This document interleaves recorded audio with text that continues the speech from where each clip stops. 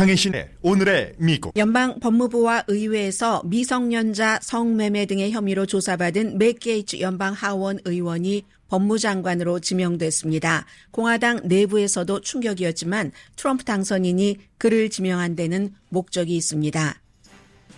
러시아에서 퍼뜨린 음모론을 또다시 미국에서 퍼뜨리고 시리아는 미국의 적국이 아니라고 주장한 툴시 게버트 전 연방 하원 의원이 정보국장으로 지명됐습니다.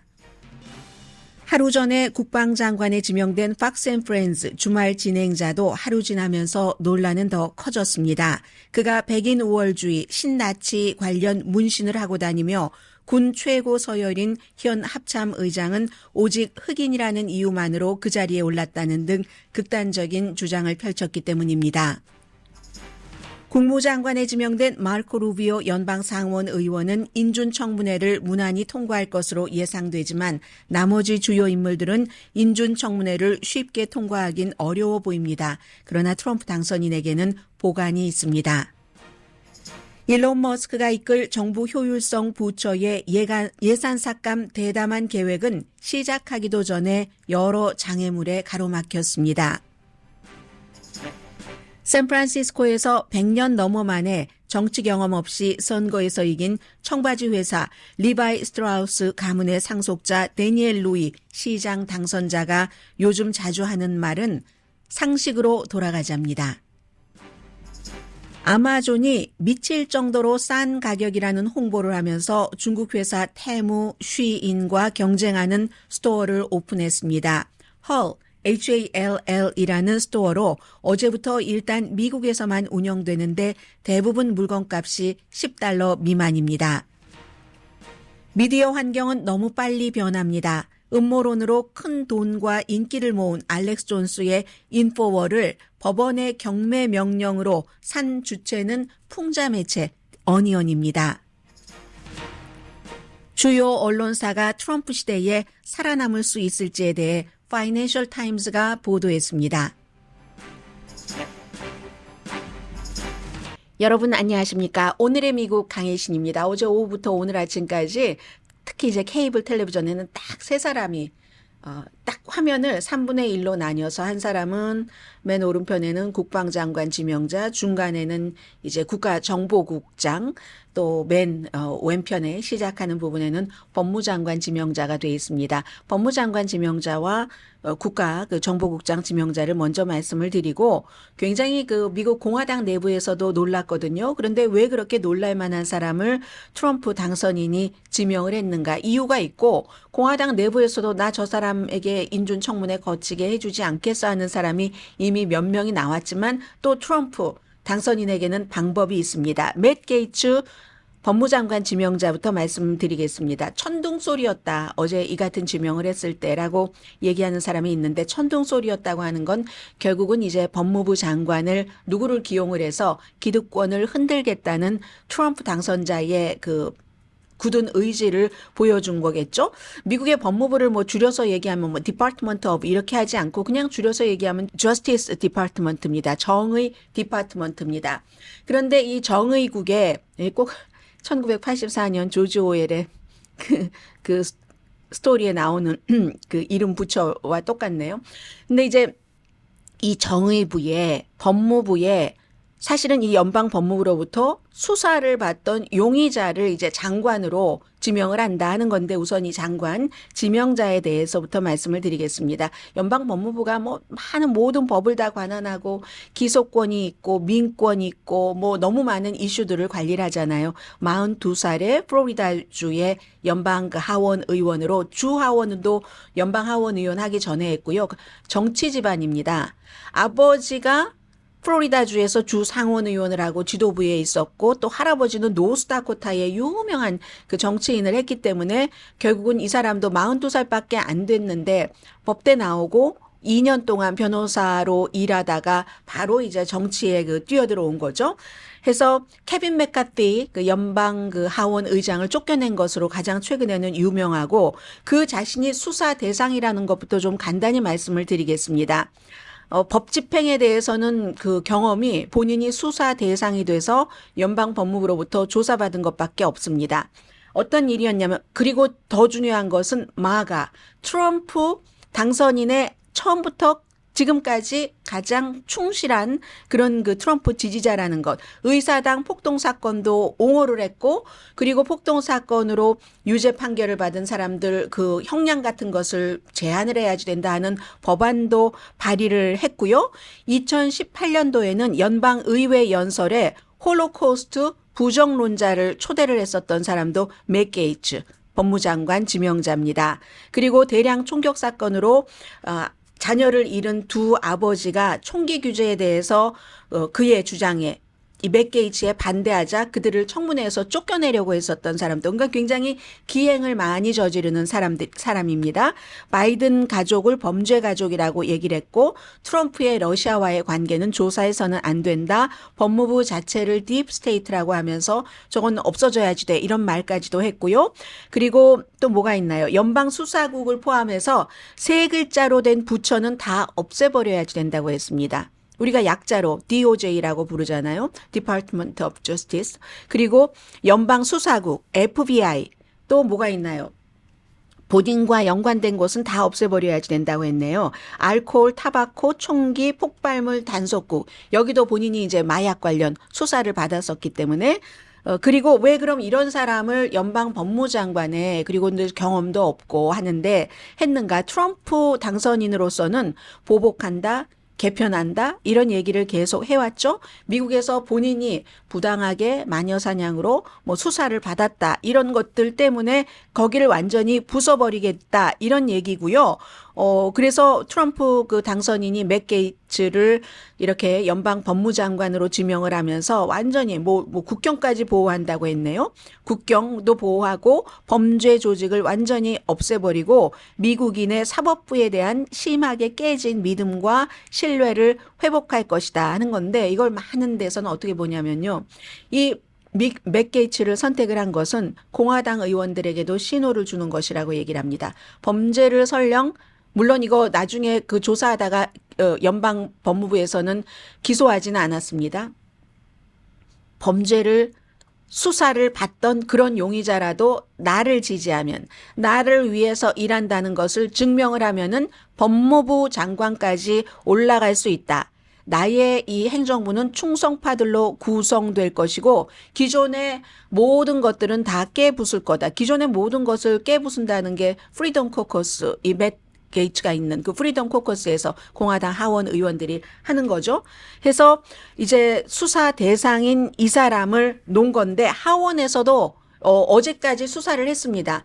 그 연방 법무부에서는 뭐냐면 17살짜리 여자아이 성매매하고, 그게 몇 년 전에 있었던 일이에요.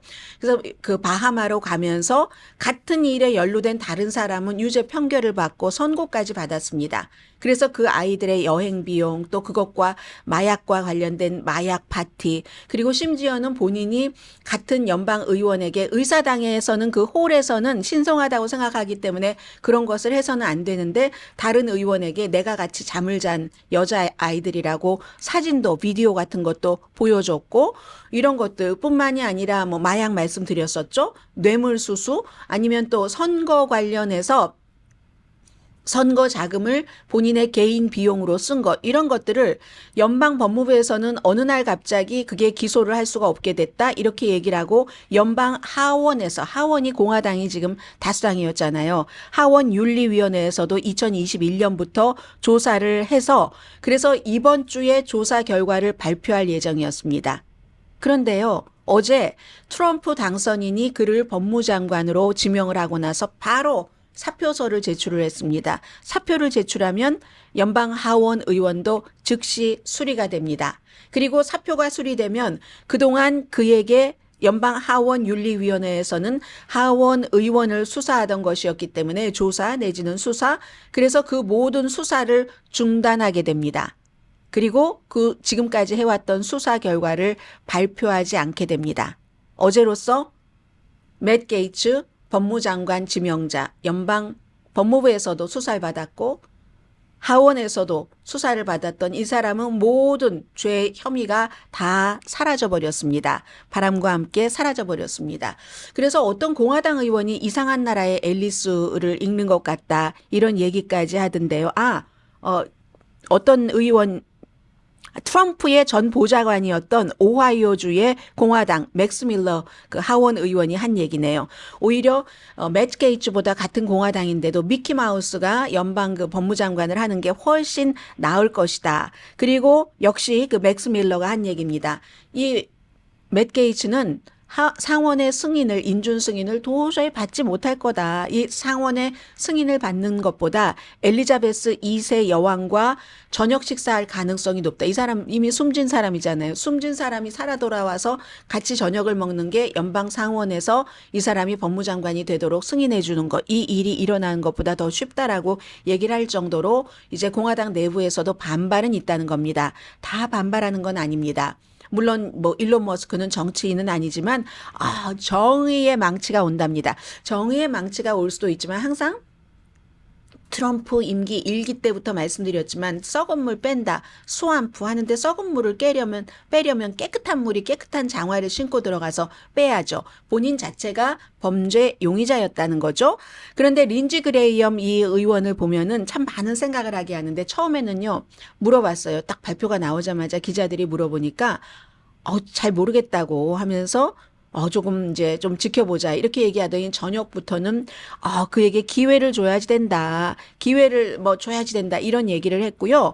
그리고 지금 그 인준을 받지 못하게 되는 경우가 과반수니까요. 이 경우는 53명이잖아요. 공화당이 3명만 빠져도 인준을 받지 못합니다. 그런데 우선 2명은 됐어요. 수잔 콜린스, 난 너무 충격받았다. 어떻게 이런 사람을 법무장관으로 지명할 수가 있는가. 리자 머코스키, 신중한 후보가 아니지. 척 그레슬리, 30초 동안 물어보니까 멈칫하다가 답을 안 했거든요. 그 밖에도 아이오와주의 조니 언스트 그 의원 같은 사람이 있는데 2명은 확실하게 인준을 해주지 않을 것 같고 모르겠습니다. 어떻게 될지.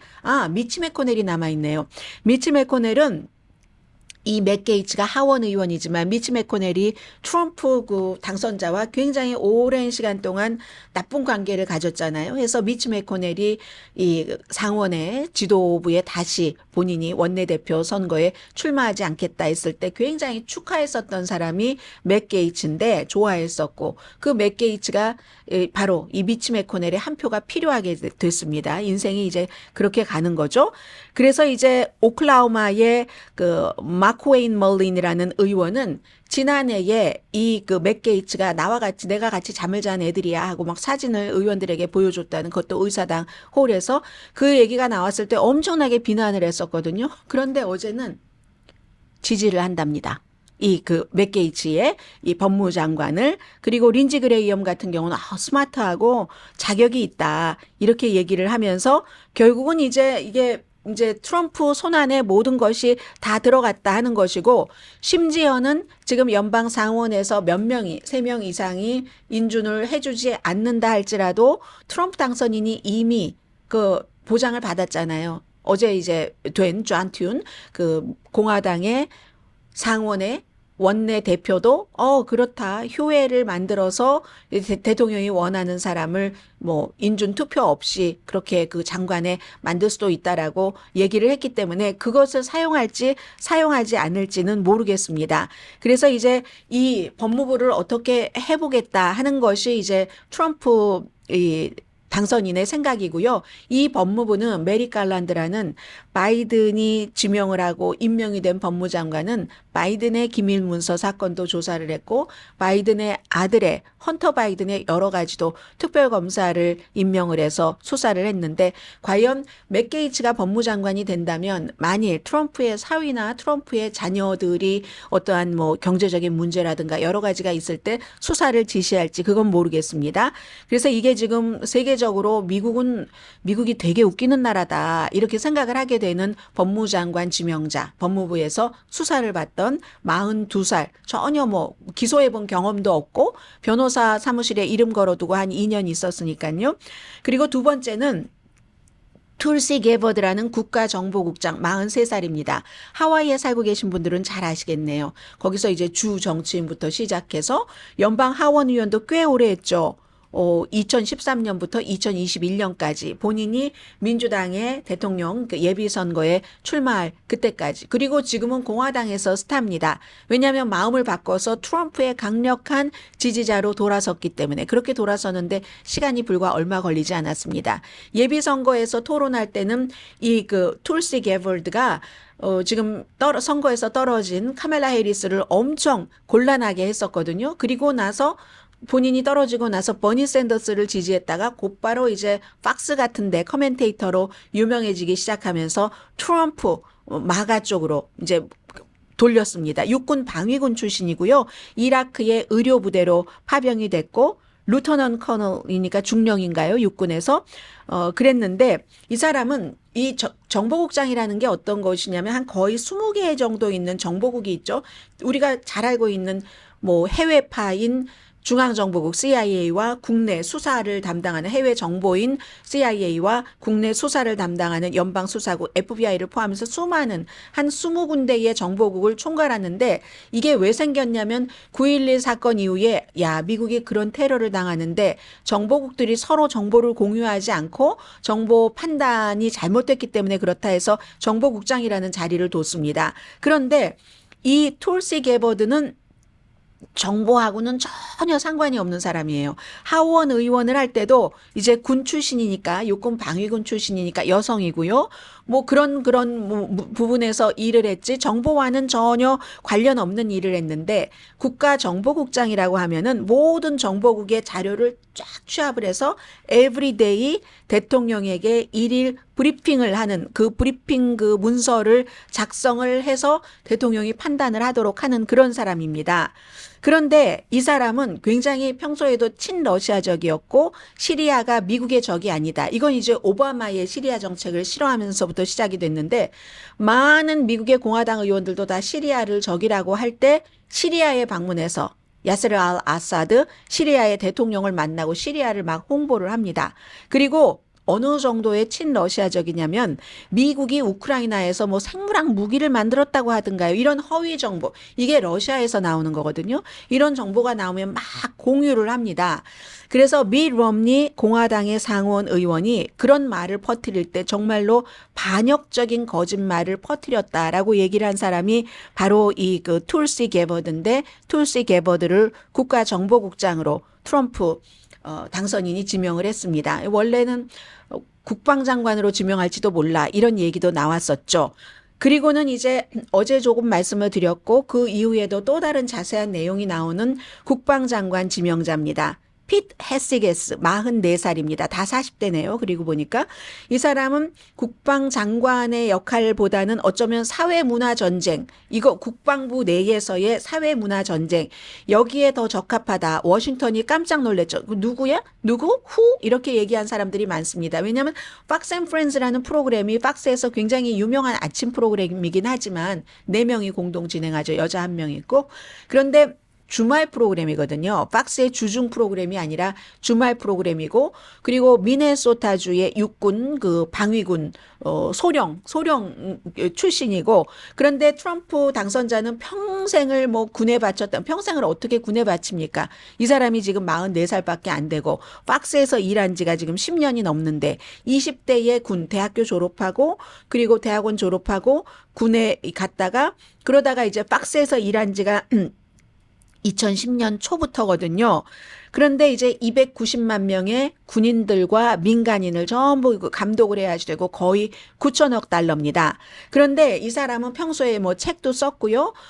이 팍스에서 일을 하면서 본인이 군 출신이니까 군인에 대해서 뭐 군인은 전범이라도 상대 그 전쟁터에서 예를 들어 민간인을 괴롭히고 해서 전범으로 기소돼도 뭐 그 사람을 다 사면해야지 된다. 이건 어제 말씀을 드렸고요.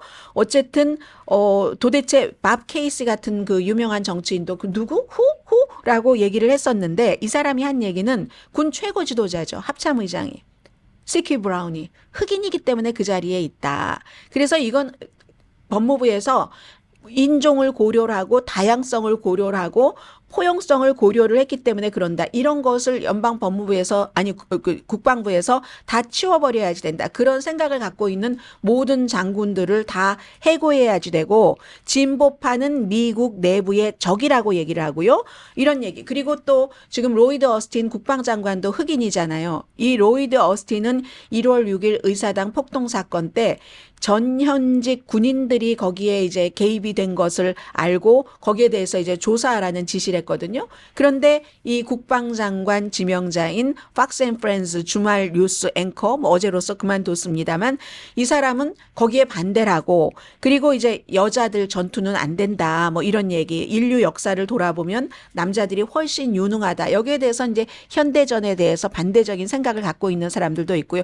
굉장히 급진적입니다. 온몸에 문신이 있는데 그 문신도 이 문신 때문에 내가 무슨 뭐 바이든 대통령 취임식에 못 갔다고 비난을 하던데 그 반쪽만 얘기를 하는 거예요. 문신한 군인들이 얼마나 많겠습니까? 그런데 이 사람이 한 문신은 말하자면 현대사회에서 무슨 십자군 표시라고 하는데 히브리어로 뭐라고 써 있고 하는 여러 가지 문신들이 백인 우월주의에 관한 것이나 아니면은 그 친나치에 관한 그런 그 문신이기 때문에 왜 우리가 예루살렘 그 크로스라고 예루살렘 십자가라고 하잖아요. 백인 그 민족주의와 연관이 있는 그리고 미국 국기 같은 것도 이 팍스 앤 프렌즈 할 때도 이렇게 보면은 자켓인데요. 안에를 이렇게 펼치면 미국 국기가 돼 있는데 어떤 경우는 문신도 미국 국기 표시인데 줄 표시가 있잖아요. 아래 줄 표시에는 전부 무슨 뭐 M16 그 소총으로 만들고 이렇게 얘기하고 뭐 We the people 이런 등등 해서 여성 전투 아무튼 안 된다 이런 그랬더니 일리노이주의 민주당의 그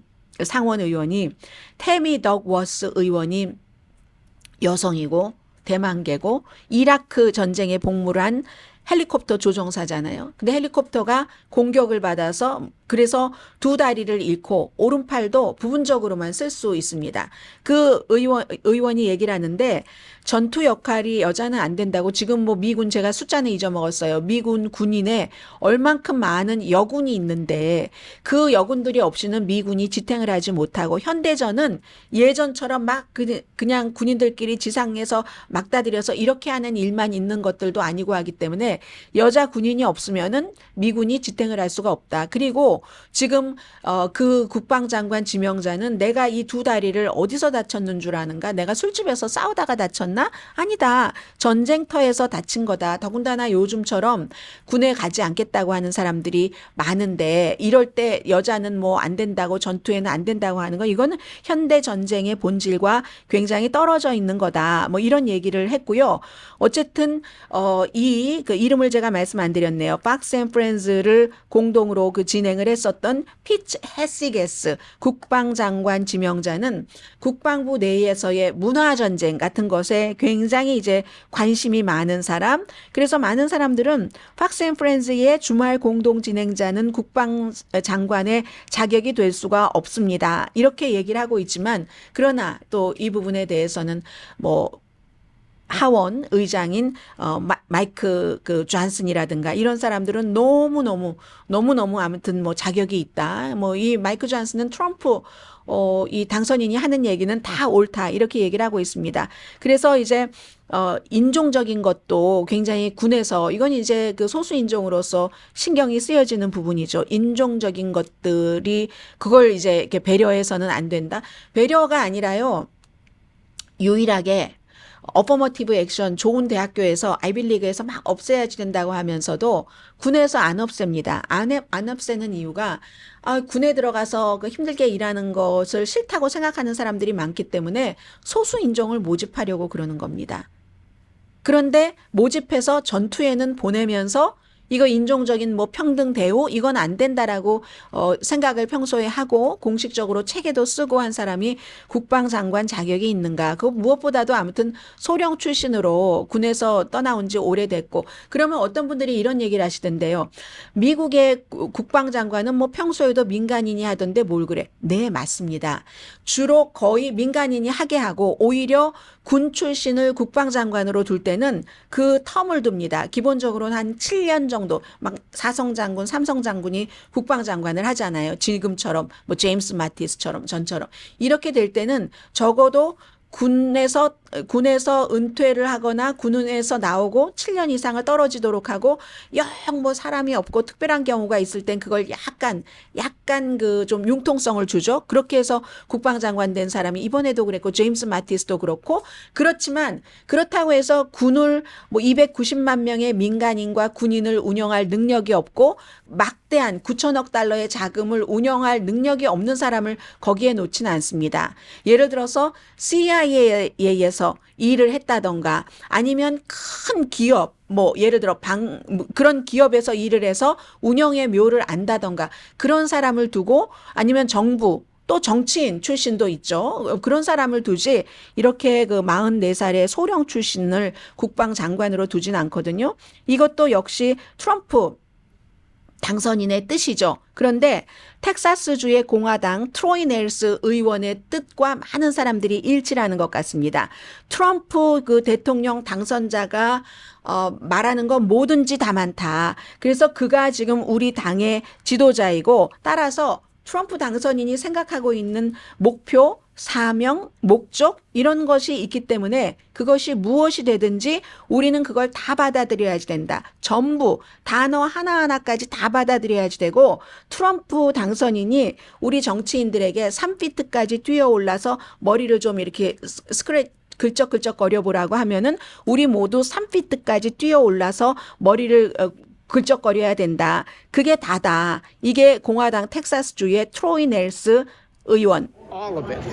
Every single word. If Donald Trump says jump 3 feet high and scratch your head, we all jump 3 feet high and scratch our heads. That's 네, 이렇게 얘기하니까 밋 롬니라는 공화당의 연방 상원 의원의 전략가, 수석 전략가 스튜어트 스티븐슨 씨가 하는 얘기가 그런 거는 북한에서나 하는 일이다.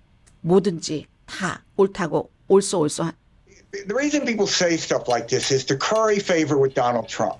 They're kind of North Korean. This is what someone would have said in North Korea. 네, 과연 뭐 이런 의견이 이길지 저런 의견이 이길지 모르겠습니다만은 어쨌든 지금까지 지명했었던 많은 장관 또 장관급 지명자는 단순한 임명이 아니라 충성심 테스트인 것은 분명해 보이고요. 뭐 그래도 그런 것이 또 좋다고 생각을 하는 사람들도 굉장히 많아 보입니다.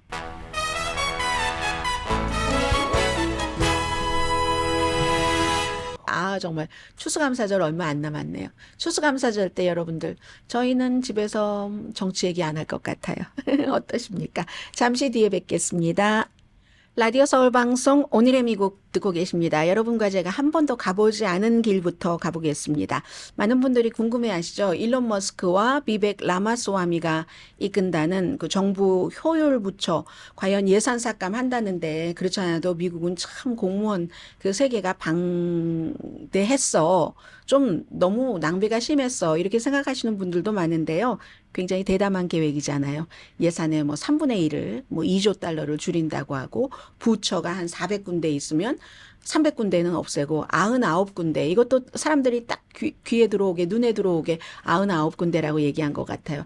이 같은 것이 과연 될 수 있을까는 잘 모르겠지만 장애물에 가로막혔다. 더 힐이 3가지 장애를 지적을 합니다. 행정부, 의회, 헌법. 정부 외부에서 조언과 지침을 줄 수는 있죠. 대규모로 이제 정부의 구조를 좀 개혁을 하기 위해서 백악관의 예산관리국과 협력을 할 것이다. 그래서 이제 이 그 정부 효율성 부처는 2026년 내년이 2025년이죠. 첫 해 임기 2번째의 첫 해. 이가 2025년인데 1월인데 2026년 7월 4일까지 일을 끝내라 하면 1년 6개월 동안 이제 주고 정부의 방만한 부처를 이렇게 어떻게 해봐라 하는 거거든요. 그랬더니 이제 어제 일론 머스크가 소셜미디어에 엄청나게 많이 이제 여러 가지를 올렸는데 계정을 만들었어요. 뭐 정부 낫지라는 그 맞굿두군요. 결국은 본인이 더치코인 좋아했었잖아요. 그것의 약자를 따서 그렇게 이제 영어 약자를 이렇게 만들었는데 세금이 현명하게 쓰게 하도록 하기 위해서 지금 오버타임 하고 있다. 열심히 일한다고 얘기를 하면서 낭비적인 거 이거 여러분들도 저희에게 알려주세요. 아예 세금을 그렇게 터무니없이 써서야 되겠어요? 그리고 세금을 가장 바보같이 쓴 그런 사람에 대해서도 순위표를 이거 완전히 애니미 리스트네요. 그런 것을 만들겠다고 하고 굉장히 재밌을 거라고 굉장히 재밌을 거다 이렇게 얘기를 했고요.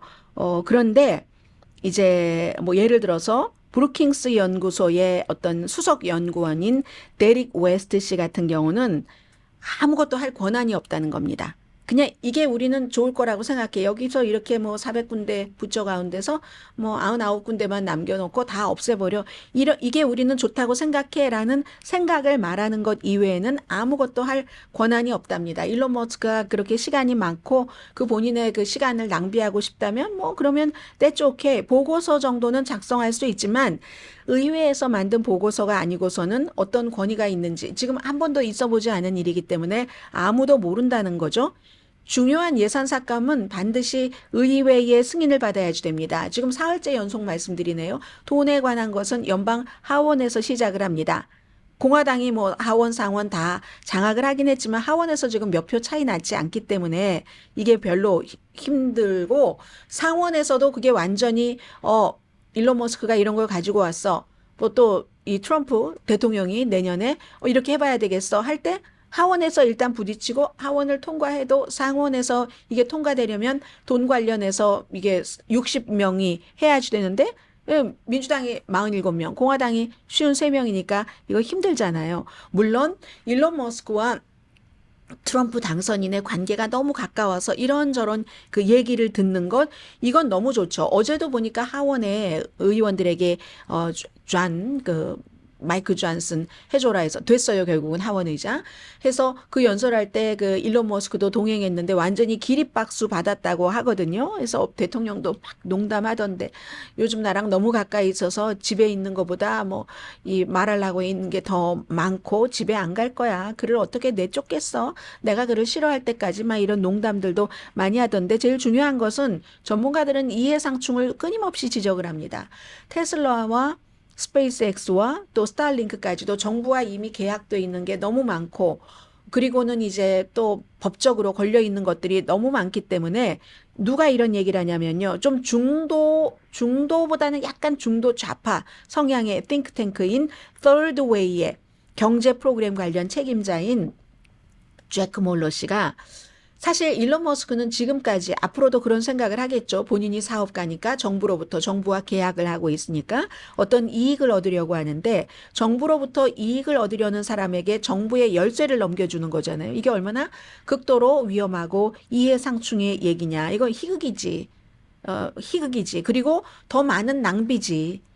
그리고 또 다른 권력 남용으로 이어질 거야. 이런 얘기를 했고요. 엘리자베스 워렌 의원은 아니 정부 부처를 효율적으로 하고 뭐를 삭감한다고 하더니 왜 모든 부서의 장은 한 명인데 여기만 두 명이야? 일론 머스크와 비벡 라마스와미 이렇게 얘기를 했습니다. 그리고 뛰어난 사업가이고 뛰어난 엔지니어, 뭐 지니어스적인 게 있는 거 누구나 다 인정을 하겠죠. 그런데 중요한 건 정부 효율성에 대해서 아는 게 없는 사람입니다. 그럼 국방장관 지명자가 국방부에 대해서 아는 게 없고 또 법무장관 지명자가 법무부에 대해서 아는 게 없고 국가정보국장 지명자가 정보에 대해서 아는 게 없는 사람이잖아요.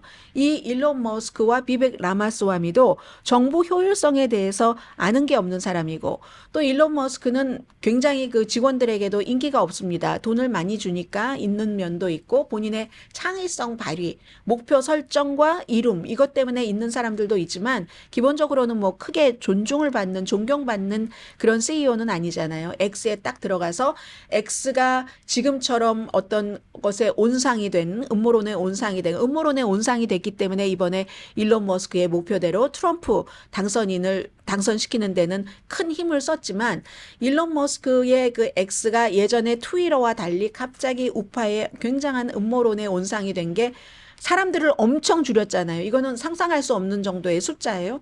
그런데 줄인데 거의가 이런 소셜 미디어에서는 사람이 어디서 많이 근무를 하냐면은 여기에 가짜 정보가 와 어린이에게 해가 돼 이거는 윤리적으로 맞는 거야 이런 것을 관리 감독할 사람들이 제일 많거든요. 다 잘라버렸으니까 그렇게 온상이 된 거죠. 그래서 일론 머스크는 회사에 본인의 고용, 해고, 뭐 임금 구조 이런 여러 가지에서 그렇게 비난을 받고 있는데 이 사람이 그것보다 훨씬 큰 규모의 정부에 무엇을 한다고 하는 점이 있는 거죠. 어쩌면요 그 직위가 21개월로 제한이 됐잖아요. 1년 반으로. 뭐 일론 머스크가 본인이 원하는 것을 가져가기에는 충분한 기간, 더 힐의 보도입니다. 충분한 기간. 트럼프와 사이가 좋을 때. 그러나 공공정책을 바꿀 만한 강력한 위치도 아니고 그럴 만한 뭐 수십 년 동안 해왔었던 이런 부처를 어떻게 공무원을 비벡 라마스와미 말대로라면 교육부도 없애야지 되고 연방준비제도도 없애야지 되고 연방 공무원의 75%를 없앤다고 하는데 그렇게 다는 안 된다 할지라도 그걸 그렇게 오랫동안 이어왔던 정부가 어떻게 21개월 만에 되겠습니까? 다만 일론 머스크가 지금 원하는 게 많아요. 스페이스 X에서도 그렇고 규제 같은 것을 조금 철폐해 주길 원하죠. 테슬라가 최종적으로 가는 로봇 자동차 같은 것도 규제가 너무 심하니까 이 일론 머스크의 입장에서 유럽은 더 심합니다. 중국은 뭐 정부 마음대로지만 그래서 그런 것들을 다 없애는 것을 받고 그리고 이제 특히 국방부에 본인의 사람들을 넣기를 원한답니다. 스타링크나 아니면 스페이스 X 때문에 그런 것을 이룰 만한 기간은 되겠네요. 21개월이면. 그리고 또 하나 비벡 라마스와미는 공동이라고 하는데 티셔츠 만든 거 보셨어요? 21달러에 팔던데요. 100% 커튼 티셔츠에서 검은색 하고는 일론 머스크와 트럼프 그 당선인만 있습니다. 뭐 이런 정부 효율성 부처에 대해서 비벡 라마스와미는 없고 아무튼 그렇게 되고 일론 머스크가 어떤 식으로 회사를 운영하냐면은 일론 머스크의 그 공장들이 많잖아요. 공장에서 유난히 사고가 많습니다. 사람이 아주 심각한 부상을 입는 사고 그리고도 보고도 안 한 게 한 600건 정도 된다고 드러났는데 왜 그렇게 사고가 많이 나는데 이유 중에 하나가 일론 머스크가 밝은 색깔을 싫어한대요. 밝은 색깔 옷 입은 거 못 보셨죠? 뭐 거의 검은색만 입던데 밝은 색깔 옷 입는 걸 싫어해서 그런데 위험한 데서 일할 때는 그 전에 그 노란 색깔 조끼를 입게 했대요. 우리 왜 환경미화원들은 주황색 확 띄는 형광색을 입잖아요. 노란 색깔 싫다고 다 벗겨버리고 뭐 그로 인한 그런 그 사고 같은 것도 있다. 이렇게 그 본인의 그런 생각대로 독특한 생각대로 운영을 하는 사람에게 21개월 동안 정부 효율성을 맡기다니 이것도 그리고는 의회에서 해주지 않고 또 뭐라고 했죠? 헌법에서 어긋나는 것들이 있고 또 행정부에서도 마찬가지고 행정부에서 아닌 내 일자리를 해고를 한다고 하는데 누가 좋아하겠어요. 그래서 허울은 좋은데 일론 머스크는 득을 볼지 모르지만 정부에는 별로 개선되지 않을 것이라고 보고들이 있습니다.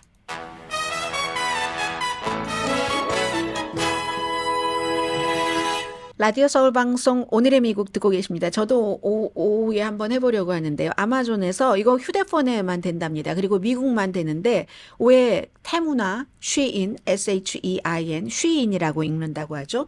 테무나 쉬인처럼 싼 것을 중심으로 한 그런 스토어를 만들어서 어제부터 지금 오픈했다고 하거든요. 헐이라는 HAUL이라는 건데 최대 가격이 $20고요. 거의가 이제 $10 미만짜리를 판답니다. 휴대폰에서 앱이 있겠죠? 다운받아서 하는데 목걸이, 뭐 팔찌, 귀걸이 $3 미만이고요. 그리고 면도기 뭐 3개에 뭐 이 정도 하겠죠? 뭐 이런 식으로 해서 테무와 쉬인이 젊은 사람들이 많이 가기도 했지만 뭐 예를 들어 노동법을 위반한다던가 환경 이런 것들 때문에 요즘 조금 멀어지기는 하는데 그 가격의 그 싼 것은 말도 못합니다. 정말 너무너무 싼데 10월 달에 더군다나 이제 테무는 유럽위원회에서 불법 제품 같은 것도 판다. 이걸 못 막고 있다는 뭐 그런 우려도 있었고요. 그래서 그런지 요즘에 그 테무 주식값 조금 내려가고 있던데요. 어쨌든 이 아마존에서 하는 그 HAUL이라는 싼 것을 파는 장터. 이 장터가요. $25 이상 배달 아니 주문을 하면은 무료로 배달해 주는데 이렇게 싸면은 마찬가지죠. 테무나 쉬인과 똑같이 배달 시간은 조금 걸립니다. 일주일이나 2주일 정도. 아마존 그냥 그 다음날 바로 오고 어떤 건 그날도 오고 하잖아요. 자, 이렇게 변했고 또 미디어 환경도 엄청 빨리 변합니다.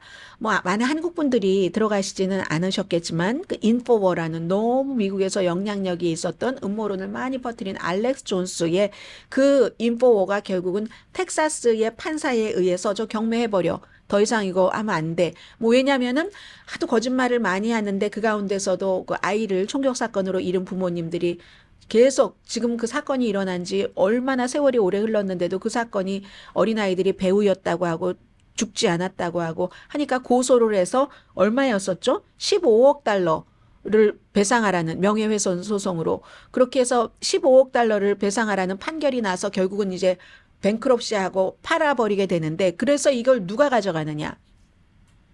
뭐 로저 스톤스 같은 트럼프의 지지자 이런 사람들도 막 관심이 있었다고 하거든요. 워낙 말 잘하고 하니까. 그런데 결국은 어니언이라고 기억나시죠? 이것도 이제 생긴 지 오래됐는데 처음에 어니언이 대학생 중심으로 막 인기가 있었고 풍자적인 사이트였었잖아요. 디 어니언이 이걸 인수했는데 가격은 얘기하지 않았고요. 바로 그 샌디욱 초등학교에 그서 숨진 아이들의 피해자들의 부모가 지금 이제 그 도움으로 이것을 인수를 했다고 합니다. 그래서 1999년부터 인포가 엄청나게 그때부터 이제 음모론이 많이 퍼지기 시작한 것 같아요. 그래서 지금은 아무 말이나 예를 들어 무슨 정부 부처의 지명자가 아주 떵떵거리고 전체적으로 6억 달러 그 예산에서 2억 달러를 줄일 수 있다는 황당무계한 얘기를 해도 그게 이제 그냥 그런가 하고 믿어지는 이런 세상이 됐는데 시작은 인포워 이 알렉스 존스에서 많이 시작을 했습니다. 그래서 어니언은요 워낙에 이제 풍자적인 건 많이 하고 그래서 예전에 보면은 무슨 뭐 그 뭐죠 4월 1일 만우절 때는 굉장히 재밌는 풍자도 많이 나왔는데 이 사람이 MBC 뉴스의 전에 기자였던 벤 콜린스라는 사람이 디 어니언의 그 모회사 그 최고 경영자거든요. 아주 우리 멍청한 웹사이트를 만들 계획입니다. 그러니까 너무 시리어스하고 하니까 좀 재밌고 씩 웃을 수 있는 걸 만든다는 그런 얘기겠죠. 알렉스 존스는 당연히 어디 가서 또다시 방송을 할 겁니다. 그리고는 브리스톨 클리프턴 다리 어제 영국 신문 가디언이 더 이상 이제 X가 너무 음모론의 온상이니까 우리 컨텐츠 안 올리겠습니다 했잖아요. 이 브리스톨은 미국에선 브리스톨 팜 제일 비싸게 물건을 파는 와인도 많고 치즈 아주 좋고 하는 그 과일도 좋고 하는 그 브리스톨로 하는데 그 브리스톨 그쪽 지역이죠. 거기에 다리가 있는데 이 브리스톨 그 크리프턴 다리 이 사이트가 아니라 그 다리의 그 주체도 X에서 떠난답니다. 1864년도에 개통해서 우리는 또 서머셋 뭐 이런 얘기 들으면 좋잖아요.